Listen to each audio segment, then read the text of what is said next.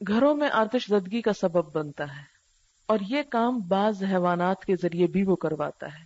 سنن ابو داؤد اور صحیح ابن حبان میں صحیح سند کے ساتھ مروی ہے کہ نبی صلی اللہ علیہ وسلم نے فرمایا، جب تم لوگ سونے لگو تو چراغ بجھا دو، کیونکہ شیطان اس طرح کے حیوانوں یعنی چوہوں وغیرہ کو ایسی چیزوں کی طرف لاتا ہے اور وہ تمہارے مکانوں میں آگ لگوا دیتا ہے۔ اسی طرح یہ ہے کہ شیطان انسان کو مرتے دم تک اس کا پیچھا نہیں چھوڑتا۔ یہ احسن کنہ کی تفسیر کر رہی ہوں میں ابھی تک، مرتے دم تک، موت کے وقت بھی انسان کو جھنجھوڑتا ہے۔ اس کے لیے صحیح حدیث ہے، نبی صلی اللہ علیہ وسلم نے موت کے وقت شیطان کے وسوسے سے پناہ مانگنے کا حکم دیا اور دعا سکھائی،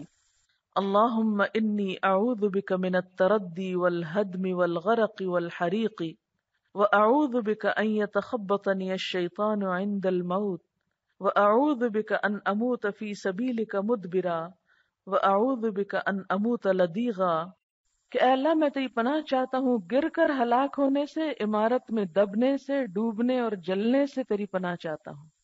اور موت کے وقت شیطان کے جھنجھوڑنے سے، موت کے وقت شیطان کے جھنجھوڑنے۔ اس وقت وہ کیا چاہتا ہے؟